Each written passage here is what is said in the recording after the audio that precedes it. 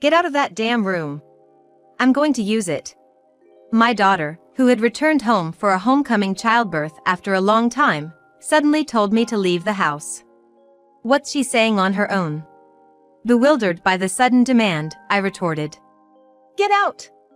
If I leave this house, where am I supposed to sleep? I don't know about that. What do you think, Dad? Your daughter is going through an important childbirth, so it's only natural to vacate the room for her. Even if you say that. I understand that childbirth is important, but...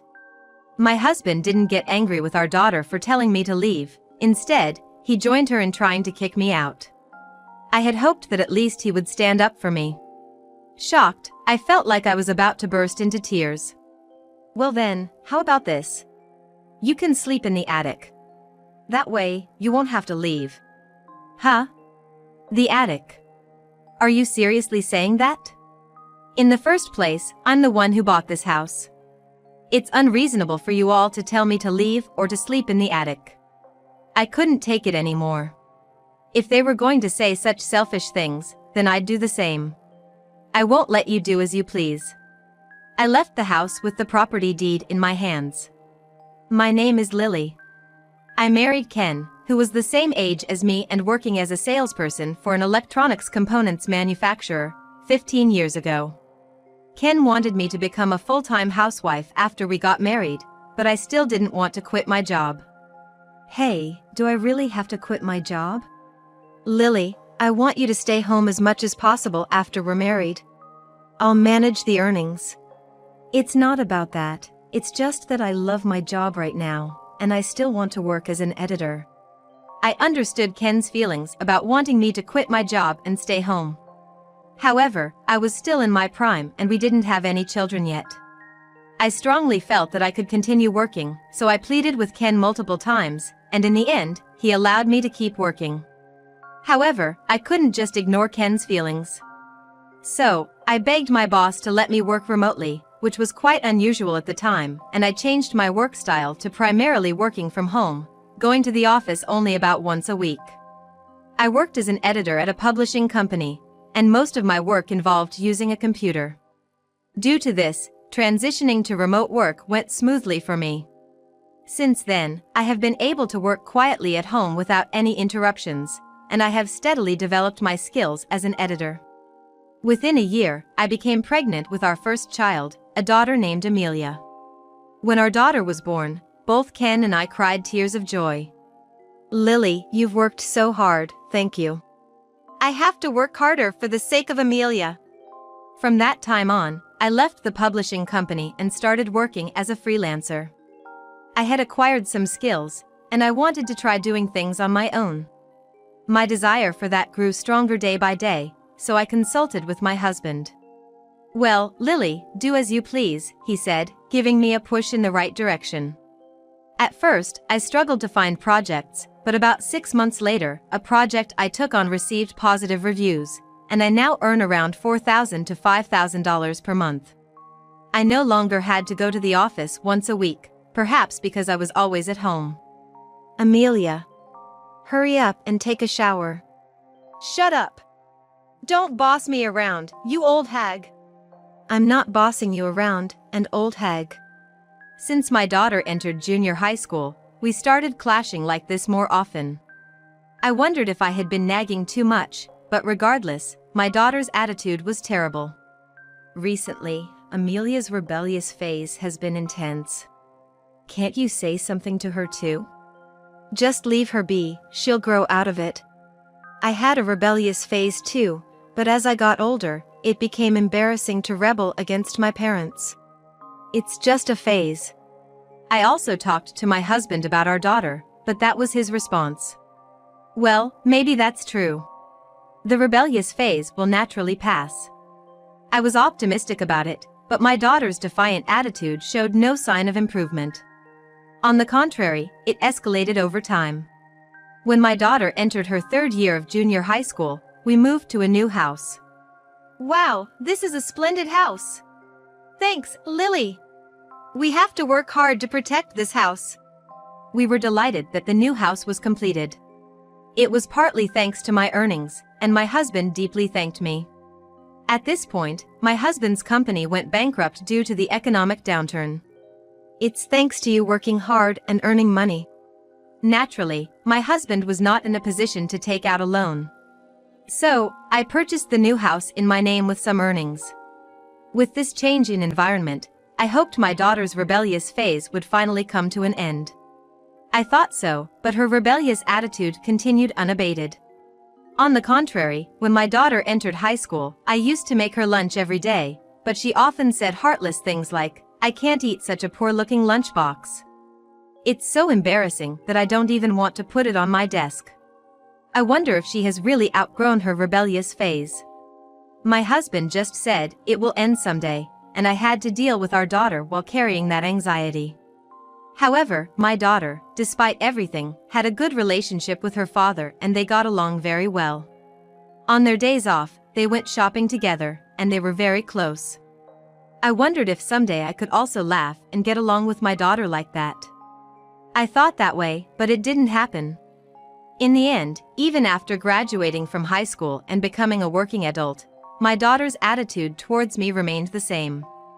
As a working adult, my daughter started living on her own, so I no longer faced daily criticism as before. But when she came back to visit us, she still threw harsh words at me, just as she used to. "Hey, old hag. Bring me some water. Today's dinner isn't delicious. You've been a housewife for so long, and this is the best you can make? I have to make sure I don't end up like you." She really hasn't changed at all. Even as a working adult, if she keeps this attitude, she might have a tough time someday. Thinking of my daughter's future, I decided to confront her firmly. "Can't you stop it already? You've been calling your parents old hag for so long.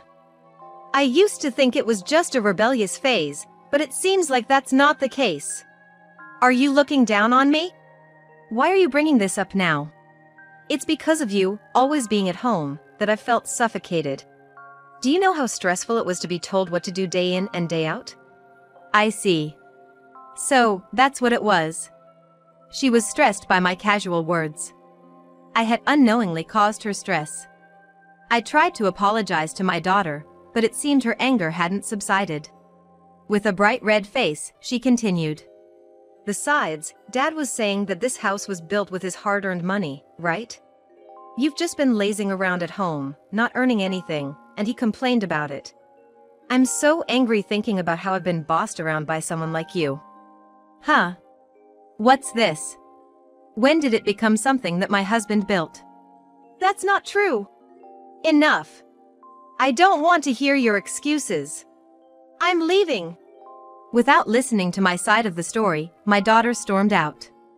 Did my husband really say such things? Could it be that my daughter made up the story herself? With growing suspicion, I stood alone, lost in thought. All right. I should just ask my husband directly.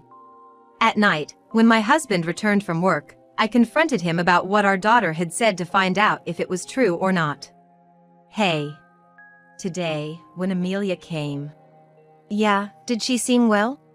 "She did seem well, but, you see." "What's wrong?"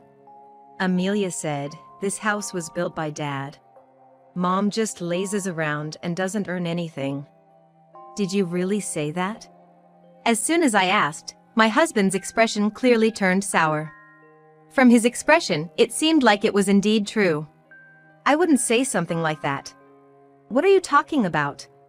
I'm tired today, so I'm going to take a shower and go to bed." My husband said that and went to the bathroom without eating, then headed straight to the bedroom without even facing me. I still didn't know the whole truth, but judging from his attitude, it seemed like my husband had indeed said those things. Why hide it? It would have been better if he had just told the truth. From that moment on, I began to harbor mistrust towards my husband. 6 months later, my husband informed me that our daughter was getting married. "Amelia is getting married, and it seems she's already expecting a child." "What? This is the first time I've heard of this." Why didn't she tell me such an important thing directly? I've known for a while that she might get married. She must really hate me. I was shocked to hear the news from my husband without any prior notice from our daughter, but I was genuinely happy about her marriage and impending child. I see. So, what about the wedding? They're planning to have the wedding after the baby is born and things settle down. I really didn't know anything about that child. Where did I go wrong? I just said, I see, to my husband with only that to say. 1 month later, we had a meeting between both families. It seems like I won't have many opportunities to see my daughter anymore. I thought that, but then, 5 months later, my husband suddenly came home with our daughter. What's going on all of a sudden? Isn't Amelia living with her husband? She came back to her parents' house, so what's the big deal? Well, I guess that's true. I was taken by surprise because I had become afraid of seeing my daughter. But why did they suddenly come like this? I wondered, and then my daughter made a shocking statement. I'm going to use the damn old lady's room, so get out. Why are you saying something like that all of a sudden? Asking me to leave? Don't you understand why I came back home? It's because I came for a homecoming childbirth. Having you here is so stressful. Even if you say that. It's quite selfish to come back suddenly and tell me to leave. I understand that you came back for a homecoming childbirth and that you shouldn't accumulate stress, but if you kick me out, where am I supposed to stay and eat? I don't know about that. Figure it out yourself. Right, Dad? My daughter had a smirk on her face the whole time. As for my husband, far from stopping our daughter, he nodded as if he agreed with her. Then he said to me, well, how about this? You can sleep in the attic. That way, you won't have to leave, right? Huh? Are you serious about the attic? Moreover, I'm the one who bought this house, and it's unreasonable for you two to tell me to leave or sleep in the attic. I've endured everything they've said so far because I thought we were a family. But to these two, I must have just been a mere cohabitant. I've had enough. Fine, do whatever you want with this house. I'm leaving. Really? That's great. Get out quickly. My daughter was overjoyed when I said I was leaving. Well, she can be happy like that for now. I won't silently endure being treated like this. Just watch. I will definitely get my revenge. I didn't want to spend even a second longer in this house. I hastily packed my work tools, clothes, and other belongings into a suitcase, along with the property deed. Hey, you don't have to leave like this. It's too late for that now. Exactly. You were even belittling me and lying to our daughter. What? Trying to stop it now is too late. I'm sorry, but I'm divorcing you too. Divorce? There's no need to go that far. Let me make it clear, it's because you said weird things to Amelia, and have been mistreated by her all this time. You claimed that I didn't buy this house, didn't you? At first, you denied it, but your attitude made it clear. I shouted at my husband in anger, surprising even myself with how loud I could be. He fell silent, apparently taken aback by my outburst. If you're not going to say anything, then it's true, isn't it? Well, it doesn't matter anymore. I'll send an email about a lawyer. Let's discuss further through the lawyer. Fine. He agreed to the divorce so easily. It made me realize that there had been no love left between us for a long time. I shouldn't have married someone like him in the first place. Finally, I can say goodbye to you. Do your best in your future, whatever it may hold. As I was about to leave the house through the front door, my daughter called out to me. Such an insolent child. I gave her a stern look and said, yes, I'll do my best. You, on the other hand, might have some unexpected things happen in your future, but do your best with your father. Huh? What are you talking about? I don't understand a word you're saying. Oh, I get it. You're just saying random things because you're upset about being kicked out. If that's what you think, that's fine. It'll be easier for me this way. I'll keep quiet about the fact that you two will lose this house soon. And so, I left the house and immediately went to a real estate agency. The reason, of course, was to sell that house. I don't care how much you offer. I just want to sell it. When I told the agent, they agreed to purchase it right away. I handed over the deed to the house and signed the sales contract. Now, that house belonged to neither my husband nor my daughter. In addition, I didn't want to be homeless, so I also signed a contract for a cheap rental property. They said I could move in within a week. For the time being, I decided to stay in a nearby hotel. Now, you better regret making me angry. I thought to myself as I went to sleep that day. The next day, I was awakened by a phone call. All right, let's go together. The caller was the real estate agent, wanting to visit the house once. I went to the real estate office from the hotel and then to the house with the agent. Yes. When I knocked at the door, I heard my husband's voice from inside. He must not have expected me to come. It's me. Huh? Lily? Wait a moment. After his surprised response, he unlocked the door and let me in. Did you change your mind and come back? And who's this guy? My husband had a puzzled look on his face when he saw the real estate agent. Understandably so. I had arrived at the house with an unknown man. It doesn't matter who he is. Just move aside. Come on, please, take a look. I pushed my husband aside and walked into the house, with the real estate agent following hesitantly. Wait. Who is this guy? It's none of your business, I retorted, annoyed by his constant interference.